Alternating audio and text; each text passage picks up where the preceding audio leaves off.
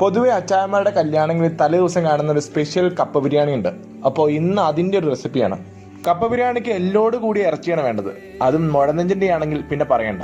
എല്ലിലേക്ക് സവോള, വെളുത്തുള്ളി, പച്ചമുളക്, ഇഞ്ചി, ചെറിയുള്ളി, കരിവേപ്പില, മുളക് പൊടി, മല്ലിപ്പൊടി, മഞ്ഞൾപ്പൊടി, ഉപ്പ്, ഗരം മസാല, മീറ്റ് മസാല, കുരുമുളക് പൊടിയും ആവശ്യത്തിന് വെള്ളവും ചേർത്ത് നന്നായിട്ട് ഇളക്കി ഒരു 80% പ്രഷർ കുക്ക് ചെയ്യണം.